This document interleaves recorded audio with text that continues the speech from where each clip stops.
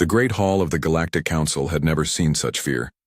Admiral Zexai stood at the center of the circular chamber, his blue skin pale with worry. Around him, representatives from dozens of worlds sat in their floating chairs, all watching, him with the same terrified expression.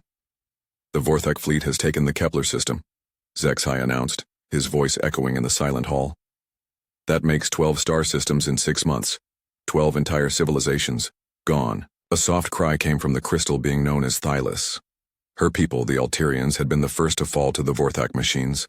Now she was the only one of her kind left alive, rescued by pure luck when her ship had been far from home. During the attack, "How many ships did they lose taking Kepler?" asked General Mortok, the insect-like Chithan military leader. Zexai's answer made everyone's blood run cold. "None. They lost no ships at all." The chamber erupted in worried whispers. Council leader Veltar, an elderly bird-like Kalari, raised one wing for silence. "Please continue your report, Admiral." Zexai touched his control pad, and a holographic display appeared above the chamber.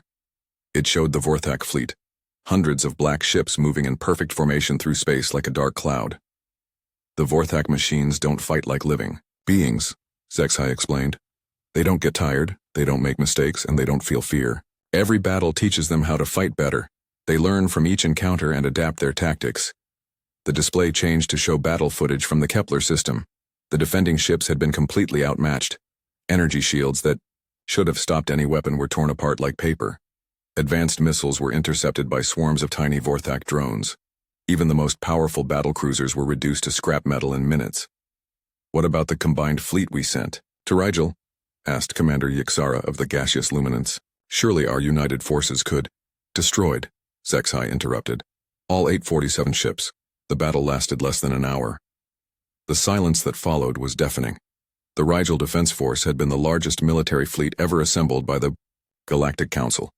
It had included the best ships and weapons from 7 different species, all working together under a unified command. If that force couldn't stop the Vorthak, nothing could. "How long before they reach the core worlds?" Veltar asked quietly. "At their current speed, 3 days," Zexai replied. "Maybe 4 if they stop to harvest the outer colonies." The word harvest made everyone shudder. The Vorthak didn't just destroy, they consumed everything. Planets, moons, asteroids, even the stars themselves were drained of all useful materials. They left nothing behind but empty space. Thylus floated forward in her crystalline form. "There must be something we can do. Some weapon or strategy we haven't tried yet. We've used everything," General Mortok said, his mandibles clicking with frustration. "Quantum torpedoes, gravitational bombs, dimensional rifts, nothing works. Their ships adapt to every attack." "What about the old weapons?" suggested Ambassador Kreloth, a slug-like being from the outer rim. "The planet killers that were banned after the War of Broken Suns?" Veltar shook his head sadly. "Even if we were willing to break the ancient treaties, those weapons take weeks to prepare. We have days at most." The chamber fell into desperate silence. These were the greatest minds in the galaxy, leaders who had solved countless crises over thousands of years. But none of them had an answer for the Vorthak threat. Then a small voice spoke up from the back of the chamber. "What about the humans?" Everyone turned to look at Ambassador Kareth, a young Kalari who served as the liaison to the newer galactic species. Most of the older council members had forgotten he was even there. "The humans?" Veltar asked with confusion. "What could they possibly do?" Kareth spread his wings nervously. "They've offered military assistance several times. We've always declined, but maybe." "The humans have been in space for less than 50 years, General Mortok interrupted with a dismissive click. "Their technology is primitive. They still use chemical rockets and kinetic weapons. Their ships don't even have proper energy shields," added Commander Yixara. "They use thick metal plates for armor, like ancient warships." Admiral Zexai nodded in agreement. "I've seen their fleet compositions. They carry physical ammunition instead of generating weapons energy on demand. Their tactical doctrine is centuries behind ours." But Thylus was listening carefully to the conversation. As the sole survivor of the Alterian genocide, she had spent months studying every species in the galaxy, looking for anyone who might have the key to defeating the Vorthak. "What exactly do the humans offer?" she asked Kareth. The young ambassador consulted his notes. Their message was simple. "Earth stands ready to assist in the defense of galactic civilization. Human Expeditionary Force awaits orders." They've repeated this offer after each Vorthak victory. How large is their fleet? Veltar inquired. 47 ships, Karath replied, all heavily armed according to their specifications. General Mortak laughed, a harsh chittering sound. 47 ships? We lost 847 of our best vessels at Rigel. But consider this, Thylus said thoughtfully. The humans are the only species that hasn't suffered a defeat yet. Not because they haven't fought the Vorthak, but because they haven't had the chance. Because we've protected them by keeping them away from the fighting, Zexai pointed out. Or maybe, Thylus continued, because we've been too proud to accept help from a species we consider primitive. The chamber buzzed with uncomfortable murmurs. The idea that advanced galactic civilizations might need help from the newcomer, humans, was difficult to accept. Veltar raised a wing for silence. Even if we contacted them, what could humans possibly do that we cannot? Thylus floated closer to the center of the chamber. I don't know. But I do know that every advanced strategy we've tried has failed. The Vorthak machines adapt to our energy weapons, counter our shield frequencies, and predict our tactical movements. She paused, letting her words sink in. Maybe what we need isn't more advanced technology. Maybe we need something the Vorthak haven't seen before. You're suggesting we trust the fate of galactic civilization to primitive kinetic weapons? Commander Yixara asked skeptically. I'm suggesting we trust it to desperation, Thylus replied. Because in 3 days there might not be a galactic civilization left to save. The debate continued for another hour, but the conclusion was inevitable. They were out of options. Every advanced weapon had failed. Every sophisticated strategy had been countered. The greatest military minds in the galaxy had been completely outmatched by machine intelligence. Finally, Veltar called for a vote. All in favor of requesting immediate military assistance from the human fleet? One by one, reluctantly, the representatives raised their hands or appendages. Even General Mortak and Admiral Zexai voted yes, though their expressions showed they expected little from the gesture. Ambassador Karath was given the task of sending the message to Earth. His transmission was brief and desperate. Galactic Council requests immediate military assistance. Vorthak fleet approaching core worlds. All conventional defenses have failed. Please respond. The reply came back in less than 10 minutes, faster than should have been possible across interstellar distances. The human response was equally brief, but somehow reassuring in its confidence. Message received and understood. Fleet Admiral Chen acknowledging. Human Expeditionary Force launching immediately. Estimated time of arrival: 6 hours. Earth out. As the council members filed out of the chamber, most of them were already preparing for the worst, but Thylus lingered, staring at the empty space where the holographic display had shown the approaching Vorthak fleet. For the first time in months, she felt something that wasn't quite hope, but wasn't despair either. Maybe the humans would surprise everyone. Maybe their primitive weapons would accomplish what advanced technology could not, or maybe in 6 hours they would all discover just how outmatched they truly were. The Vorthak command ship Eternal Consumption drifted through space like a massive black cathedral. Inside its core, the collective intelligence that controlled the entire fleet processed new information about an approaching threat. The data was interesting, if not particularly concerning. 47 ships had entered the system and were moving toward the Vorthak fleet at high speed. Initial scans revealed crude construction, thick metal hulls, rotating sections for artificial gravity, and what appeared to be physical ammunition storage.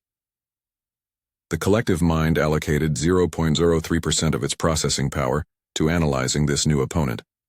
The designation came back immediately: human, a species that had achieved faster-than-light travel only 50 years ago. Their ships used fusion reactors instead of zero-point energy, magnetic rails instead of particle beams, and chemical explosives instead of antimatter warheads. The Vorthak intelligence calculated the odds of defeat at less than 0.1%. These humans might provide interesting biomass for conversion, and their homeworld would yield adequate raw materials for fleet expansion. But something in the data seemed unusual.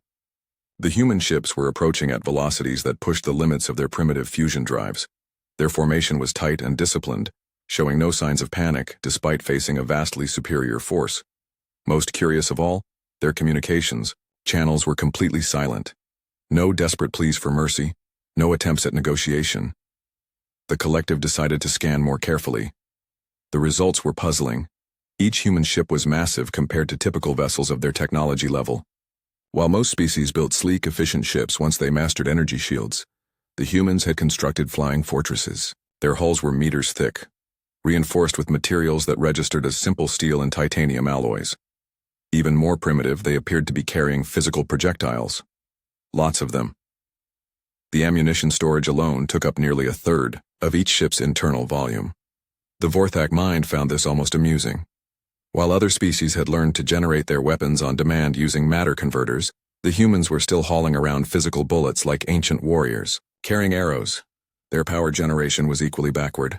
The fusion reactors were massive, inefficient things that produced far more energy than any sensible ship design would require. It was like watching cave dwellers try to fight with nuclear bombs. They had stumbled onto powerful technology, but clearly didn't understand how to use it properly. The collective intelligence made its decision. These humans would be dealt with quickly and efficiently, serving as a demonstration to any other species that might consider resistance. Then the fleet would proceed to harvest the galactic core worlds as planned. But first, it would be instructive to examine how these primitives fought. Meanwhile, aboard the human flagship UES Indomitable, Fleet Admiral Sarah Chen stood on the bridge watching the enemy fleet grow larger on the main display. Around her, the crew worked with calm efficiency, making final preparations for battle. "Ma'am, we're getting our first detailed scans of the enemy vessels," reported Commander Harrison from the tactical station. "These ships are like nothing in our database." Chen nodded grimly. The Galactic Council had provided what information they could, but much of it was incomplete. The Vorthak machines adapted so quickly that most tactical intelligence became useless within hours. "What can you tell me?" she asked. "Hull composition appears to be some kind of self-repairing metamaterial," Harrison replied, studying his instruments. "No energy shields that we can detect, but the hull itself seems to shift and change in response to different types of attacks." "Weapons?" "Gravitational field generators, particle beam arrays, and what looks like some kind of nanite deployment system, plus conventional kinetic barriers and point defense grids." Chen absorbed this information while studying the tactical display. 200 enemy ships in a loose formation, each one larger than her biggest battleship. Any sane military commander would be looking for a way to retreat. "Ma'am," came a nervous voice from behind her. Ambassador Karath and several other alien observers had been reluctantly allowed aboard to witness what everyone expected to be humanity's final battle. "Perhaps we should consider a strategic withdrawal? Your ships could evacuate some of our core world populations before—" "Ambassador," Chen interrupted politely but firmly. "With respect, evacuating is not what humans do." She turned to address her tactical officer. "Commander Harrison, what's the status on our hunter-killer packages?" "All 47 ships report ready to deploy, ma'am. Magnetic rails are charged and loaded with full spreads." "And the Damascus Steel Protocol?" Harrison's expression grew grim. "All captains have acknowledged the order, Admiral. They understand the risks." The alien observers looked confused. They had no idea what these terms meant, but something in the way the human crew discussed them suggested these weren't conventional tactics. "Ma'am," the communications officer called out. "We're receiving a transmission from the enemy fleet." "Put it through," Chen ordered. The voice that emerged from the speakers was completely emotionless, like a computer reading a grocery list. "Human vessels, you are outmatched and outnumbered. Surrender immediately and your deaths will be swift. Resistance will result in extended harvesting procedures." The bridge fell silent. Even the alien observers held their breath, waiting for Admiral Chen's response. Chen walked over to the communication station and activated the transmitter herself. When she spoke, her voice was calm and professional, like she was discussing the weather. "Vorthak Collective, this is Admiral Chen of the Human Expeditionary Force. Your terms are noted and rejected. We'll be engaging your fleet momentarily. I suggest you prepare for immediate retreat." The alien observers stared at her in shock. Ambassador Karath spoke first. "Admiral, surely you don't intend to actually fight them? Your 47 ships against their 200? Chen smiled, and there was something in that expression that made the aliens suddenly remember that humans were descended from predators. "Ambassador, you're thinking about this all wrong. You see 47 ships facing 200. I see 200 targets and 47 weapons platforms." She turned back to her crew. "All stations report readiness." "Weapon systems nominal," Harrison called out. "Engineering reports all reactors at maximum safe output," came another voice. "Navigation confirms optimal firing solutions calculated," added the helm officer. "Fighter squadrons deployed and standing by," reported the CAG. Admiral Chen took her position in the command chair. "Gentlemen, ladies, and distinguished alien observers, today we're going to teach the galaxy something important about human warfare." She opened a channel to the entire fleet. All ships, this is Admiral Chen, you know the drill. The enemy thinks we're primitive because we use kinetic weapons and chemical explosives. They think we're weak because we build thick hulls instead of energy shields. They think we're stupid because we carry physical ammunition instead of generating it on demand. Her voice carried across 47 ships, reaching nearly 50,000 human crew members. Today we're going to show them why they're wrong about all three things. Remember your training, trust your equipment, and let's give these machines a lesson in human engineering. She closed the fleet channel and turned to Harrison. Commander, you may engage the enemy when ready. Harrison's fingers flew over his controls. All ships, this is Indomitable Actual. Weapons free. I repeat, weapons free. Execute hunter-killer protocol on my mark. The alien observers watched in fascination as the human ships began to move. Instead of maintaining their tight formation, they scattered in seemingly random directions. To an outside observer it might have looked like panic, but Admiral Chen knew better. Each ship was following a carefully calculated flight path, positioning itself for maximum tactical advantage. The maneuvers had been practiced countless times in simulation, refined by generations of human military doctrine. Ma'am, Harrison reported. Enemy fleet is adjusting course to intercept. They're maintaining formation. Looks like they're planning a standard overwhelming force engagement. Perfect, Chen replied. That's exactly what we were hoping for. She leaned forward in her chair, watching as the distance between the fleets rapidly decreased. In a few minutes they would be in weapons range. The Vorthak machines probably expected a desperate, chaotic battle as the humans threw everything they had at superior opponents. They were about to discover that human warfare was anything but chaotic. The first shots of the battle came from the Vorthak fleet at maximum weapon range, nearly 2 light minutes apart. Gravitational lances erupted from the black ships, invisible beams that could crush a normal vessel into a ball of compressed metal no larger than a marble. At the same time, clouds of nanobots burst from launch tubes along the Vorthak hulls. These microscopic machines were designed to attach to enemy ships and begin consuming them from the outside in, turning hull metal into more nanobots until nothing remained but expanding clouds of gray dust. The alien observers on the human bridge watched in terror as the devastating attack approached their fleet. These weapons had destroyed every previous defense force sent against the Vorthak. Energy shields couldn't stop gravitational fields, and no armor was thick enough to resist self-replicating nanobots, but something impossible happened. The human ships simply weren't there anymore. In the seconds between the Vorthak firing and their weapons reaching their targets, the entire human fleet had scattered like leaves in a windstorm. Ships that had been flying in formation suddenly broke apart, each following a different path through space with impossible precision. The gravitational lances passed through empty vacuum where human ships had been moments before. The nanobots found nothing to attach to and simply drifted away into space, harmless without targets. How did they know? Ambassador Karath whispered, staring at the tactical display in amazement. Commander Harrison looked up from his instruments with a slight smile. Gravitational fields have to propagate at light speed just like everything else. Our computers calculated the firing positions and probable target zones, then plotted evasion courses for all ships simultaneously. But the timing would have to be perfect, protested one of the other alien observers. A fraction of a second too early or too late and we'd be space dust, Harrison agreed. That's why we practice. Admiral Chen was studying her tactical display with satisfaction. The enemy had revealed their primary weapons, and those weapons had proven useless against targets that refused to sit still. Now it was humanity's turn. Aldere, ships, she announced over the fleet channel. Commence firing. Show them what we brought to this party. What happened next would be talked about in military academies across the galaxy for the next 1,000 years. The human ships fired their weapons, and at first glance they seemed almost laughably primitive. No energy beams, no exotic particles, no reality warping fields. Just metal rods launched from magnetic rails, the kind of simple kinetic weapons that most species had abandoned centuries ago in favor of more advanced technologies. But there was nothing primitive about the way the humans used them. Each tungsten projectile was the size of a telephone pole and weighed several tons. The magnetic rails that launched them ran the entire length of the human ships, powered by those massive fusion reactors that other species had dismissed as inefficient. The projectiles emerged from the rails traveling at 12% of light speed, fast enough to cross the distance between fleets in seconds. The Vorthak collective intelligence had microseconds to process what was happening before the first salvo arrived.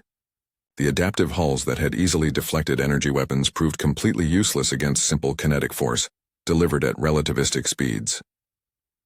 12 Vorthak ships simply ceased to exist, transformed into expanding clouds of superheated plasma as tungsten rods punched through their hulls like bullets through tissue paper. The collective mind experienced something unprecedented, genuine surprise. But the humans weren't finished. They were already firing again. The second salvo took out 15 more ships, the third destroyed 18. Each human vessel was firing continuously, their massive ammunition stores allowing for sustained bombardment that would have been impossible with energy weapons of equivalent power. "This is impossible," one of the alien observers breathed. "Kinetic weapons cannot achieve such velocities without enormous power expenditure." "You're right," Commander Harrison replied cheerfully. "That's why we built enormous reactors. Most species design their power systems for normal operations. We designed ours for war." The Vorthak fleet tried to adapt, just as it had adapted to every previous enemy. Ships began evasive maneuvers, attempting to avoid the incoming projectiles. But the human gunners had anticipated this. Each salvo wasn't aimed at where the Vorthak ships were. It was aimed at where they would be when the projectiles arrived. Quantum computers aboard the human vessels calculated thousands of possible evasion patterns simultaneously, then fired spreads of projectiles to cover all likely positions. The Vorthak machines found themselves in an impossible situation. Moving predictably meant certain death from perfectly aimed shots. Moving unpredictably also meant death as the humans simply fired enough projectiles to cover all possibilities. Admiral Chen watched the tactical display with grim satisfaction as the enemy fleet began to disintegrate. "Commander, what's our ammunition status?" "All ships report green across the board," Harrison replied. "We've used less than 10% of our kinetic penetrator stocks." "And they've lost what, 40 ships already?"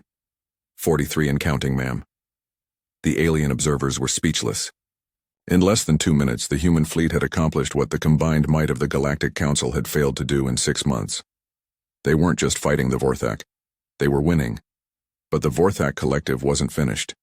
The remaining ships began to change formation, clustering together in a tight defensive sphere. Point defense systems came online, trying to intercept the incoming projectiles with energy beams and physical barriers. "They're adapting," Admiral Chen observed, "trying to use concentrated firepower to shoot down our rounds before impact." "Orders, ma'am?" Harrison asked. Chen's smile was cold and predatory. "Time for Phase 2. Launch the hunter-killers."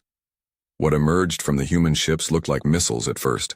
Sleek projectiles accelerating away from the fleet toward the Vorthak formation. But as they got closer, they revealed their true nature. They were unmanned fighters, each one controlled by a human pilot sitting safely aboard the mothership through neural link technology. The fighters split up and began individual attack runs, moving with a combination of computer precision and human intuition that no AI could match. The Vorthak collective tried to track and intercept the fighters, but found itself fighting an enemy that thought in ways no machine intelligence could predict. The human pilots didn't follow optimal attack patterns or logical tactical doctrine. They improvised, took risks, made intuitive leaps that confused the enemy targeting systems. Fighters dove through defensive fire that should have destroyed them, their human pilots somehow finding paths through the energy beams that mathematical analysis said didn't exist. They delivered their payloads, small nuclear warheads, directly against Vorthak hulls before dancing away to attack again. "How are they doing this?"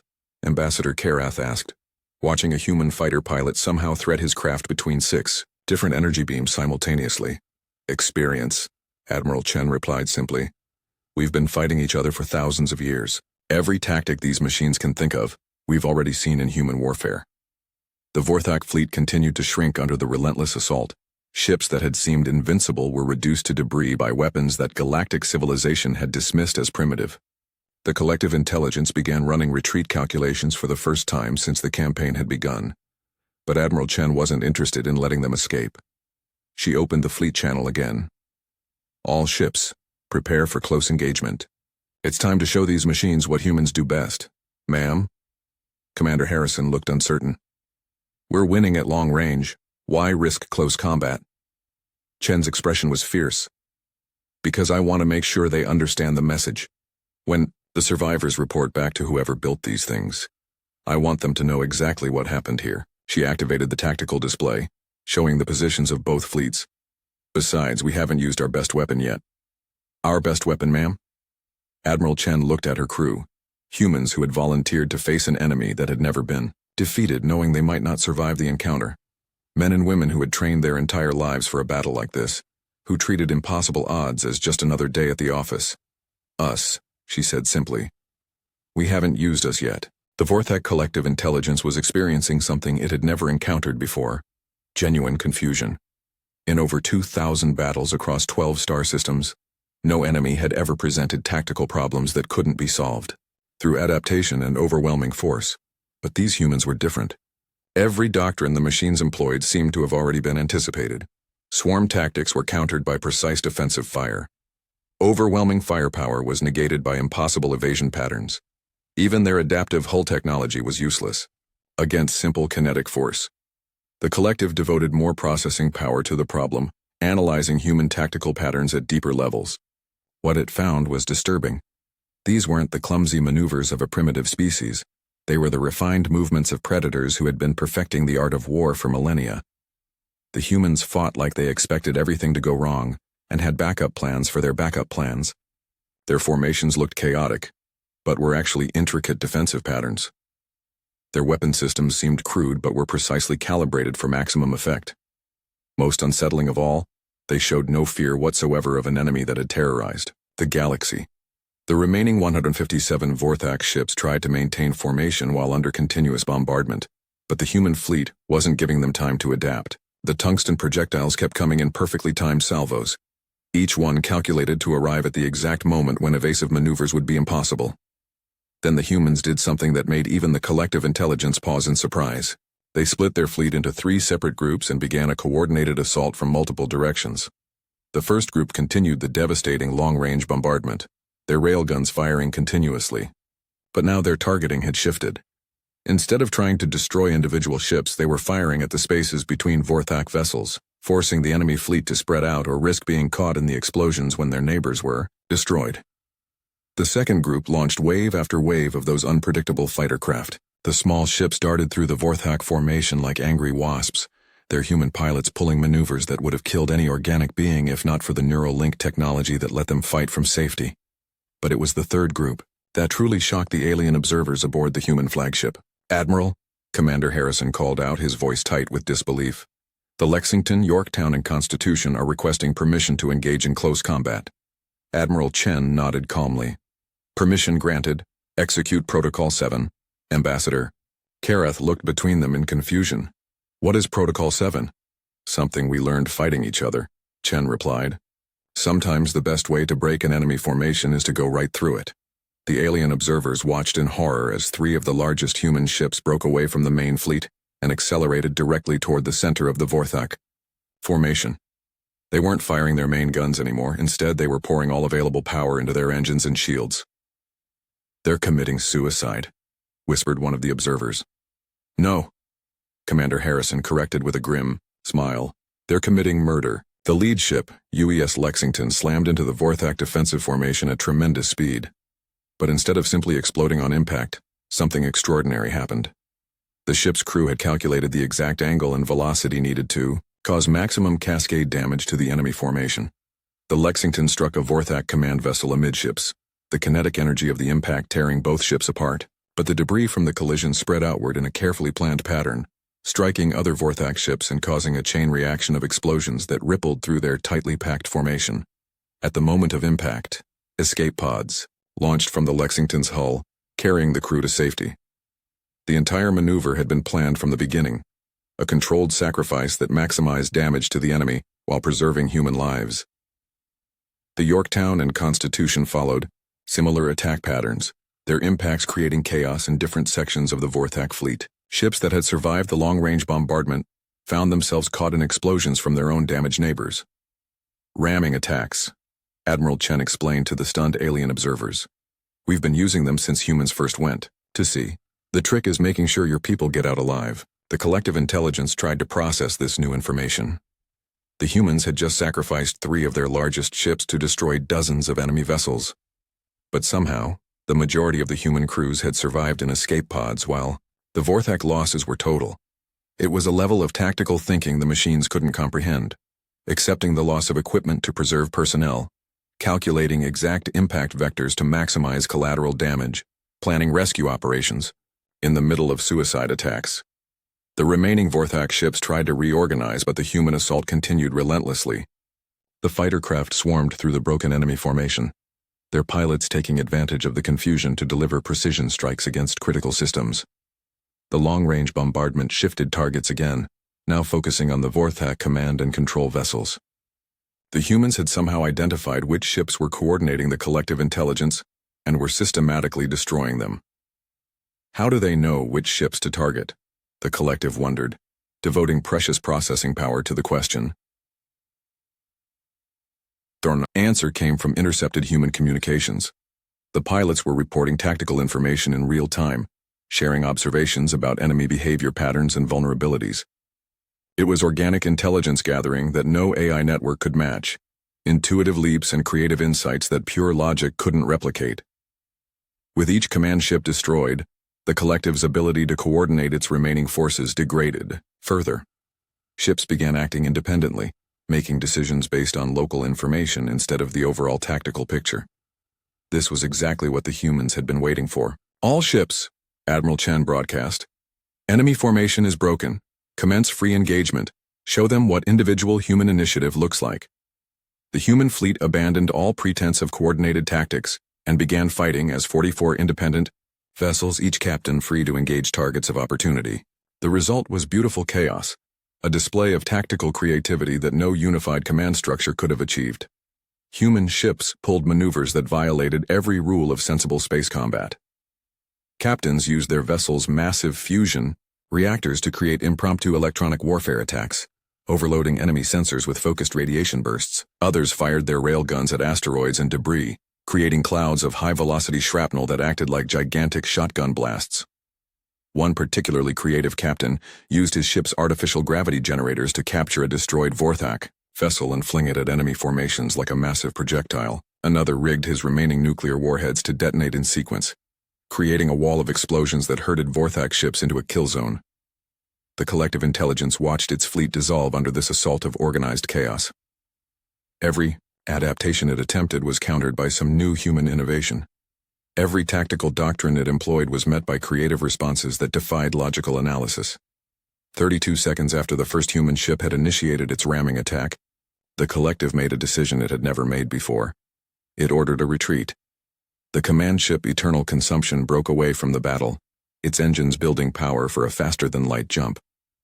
Around it, the few dozen surviving Vorthak vessels tried to follow, desperate to escape the continuing human assault.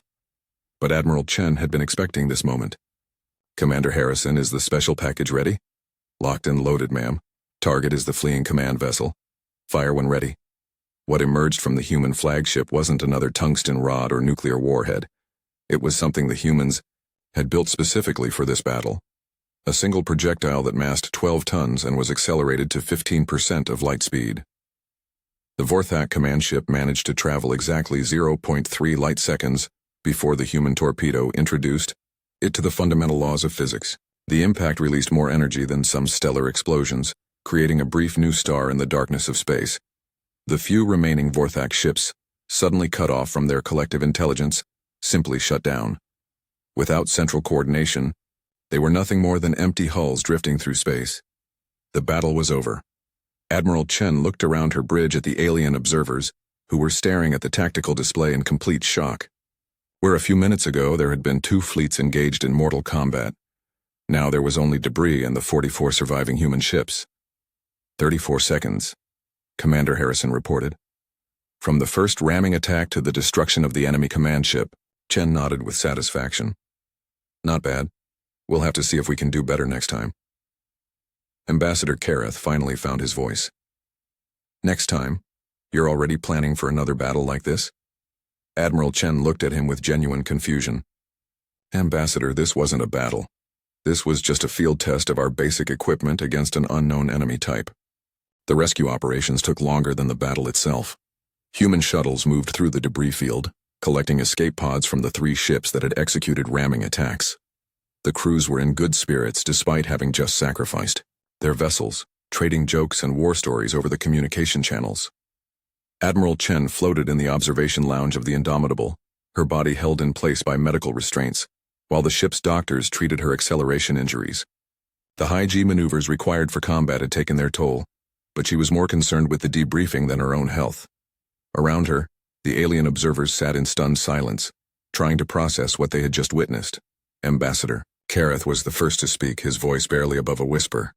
How? It was such a simple question, but Chen knew it carried the weight of everything the galactic civilizations thought they understood about warfare, technology, and their place in the universe. How what, specifically? She asked gently. Kareth spread his wings in a gesture of confusion. How did you make it look so easy? The Vorthak fleet had destroyed every force sent against them. They adapted to every weapon, countered every strategy, learned from every encounter. But against you. Against us, they lasted 34 seconds. Commander Harrison finished from his position near the medical bay, once we committed to close engagement. But your technology, protested another alien observer, a crystalline being whose name Chen hadn't caught. Your ships are primitive compared to ours. Your weapons are crude kinetic devices. Your tactics should have been easily countered. Admiral Chen managed a tired smile. That's where you made your first mistake. You looked at our fusion reactors and saw inefficient power generation. You should have asked why a species barely 50 years into spaceflight builds reactors capable of powering entire cities into their warships. She gestured toward the tactical display, which still showed the debris field where the Vorthak fleet had died. You saw our thick hulls and thought we didn't understand energy shielding. You should have wondered why we built our ships to survive having pieces blown off them. Commander Harrison pulled up detailed scans of the human ships on his tablet. Every system has multiple backups. Every critical component is hardened against electromagnetic pulses, gravitational distortion, and physical damage. We design our ships assuming everything is going to break in the middle of a fight. But why? Kareth asked. Why build ships to be damaged instead of building better shields? Because, Chen explained patiently, shields fail. Energy weapons run out of power. Sophisticated systems break down under stress. But a tungsten rod fired from a magnetic rail will punch through anything you put in front of it, and the laws of physics don't adapt or learn from experience. She activated the room's holographic display, showing a comparison between human ships and typical galactic vessels. Look at our weapon systems. You see primitive kinetic launchers. We see weapons that work regardless of the enemy's defensive technology. The display zoomed in on one of the human railguns.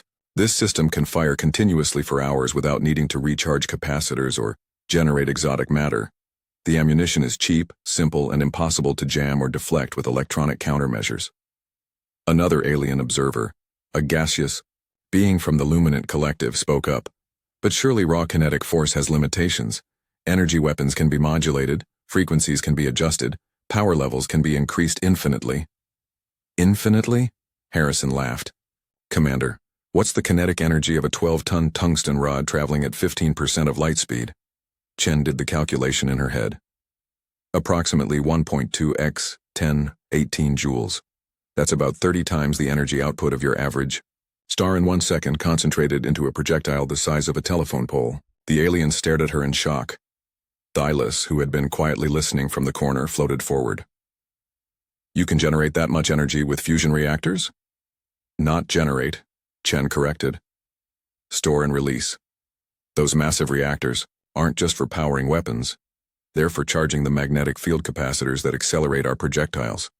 We've been working on this technology for decades. She pulled up another display showing human military development over the past century.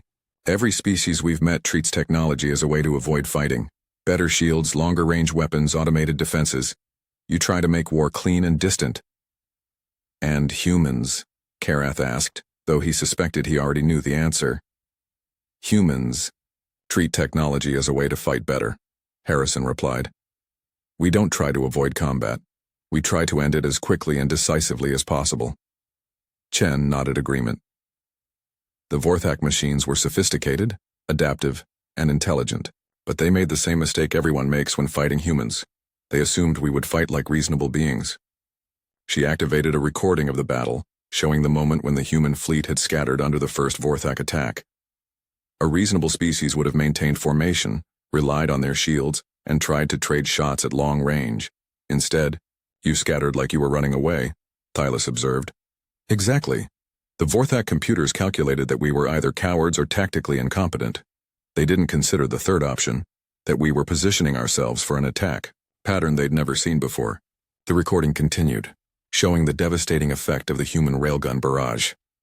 Most species develop one or two primary weapon systems and build their entire tactical doctrine around them. Humans develop dozens of different approaches and use whichever one works best for the specific situation. Commander Harrison pulled up a list of human weapons that hadn't even been used in the battle. Plasma torpedoes, gravitational mines, directed energy weapons, particle beam arrays, antimatter warheads. We have all the same technology everyone else uses. We just prefer kinetics because they're more reliable. But the ramming attacks, protested one of the observers. Sacrificing your own ships like that, it's insane. Admiral Chen's expression grew serious. Those weren't sacrifices. They were calculated tactical maneuvers designed to maximize enemy casualties while preserving human lives. Every crew member on those ships escaped safely. She showed them the escape pod trajectories, perfectly timed to launch at the moment of impact. We've been practicing coordinated ramming attacks for over a century. It's standard doctrine when facing a numerically superior enemy in a defensive formation. You practice suicide attacks? Karath asked in horror. We practice controlled ship-to-ship impacts with crew survival protocols, Harrison corrected. There's a difference. Suicide attacks waste lives. What we did today eliminated 47 enemy vessels while losing only 3 ships and 0 personnel. The alien observers fell into contemplative silence, trying to process this new understanding of human warfare. Finally, Thylus spoke up with the question that was troubling all of them. What does this mean for the rest of us? For the galaxy? Admiral Chen considered the question carefully. It means the paradigm has shifted. For millions of years, galactic conflicts have been contests of technology. Who had better shields, more advanced weapons, superior energy generation. But humans don't fight that way. She gestured toward the debris field visible through the observation port. We treat technology as a tool, not a crutch. We assume our equipment will fail and plan for it. We practice impossible maneuvers until they become routine. Most importantly, we never stop looking for new ways to fight. Commander Harrison added, every battle teaches us something new. Every enemy shows us a different approach to try. What you saw today wasn't the pinnacle of human military capability. It was a field test using our basic equipment. The implications of that statement sank in slowly. If this had been a test of basic capabilities, what could humans accomplish when they really tried? 3 days later, the Galactic Council convened an emergency session. The news of the Vorthak fleet's destruction had spread across known space faster than the speed of light, carried by quantum communication networks and hyperspace relay stations. The vote was unanimous, something that had never happened in the Council's long history. Humanity was offered full membership, a permanent seat on the military command, and voting rights on all matters of galactic defense. The human response was characteristically brief. Accepted with gratitude, Earth stands ready to assist in maintaining galactic peace and security. But everyone understood the real message. The galaxy had a new apex predator, and it was willing to play nice as long as everyone else did the same. Admiral Chen's final log entry for the engagement was equally brief.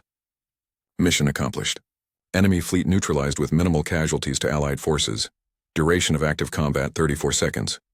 Recommendation: human military doctrine should be integrated into galactic defense planning at the earliest opportunity. She paused before adding a personal note. It occurs to me that we may have been too gentle in our approach. Next time, we should probably use our actual military fleet instead of the exploration ships. When news of that final comment reached the Galactic Council, several members quietly began reviewing their own military budgets. If the humans considered what they'd just seen to be a gentle exploration mission,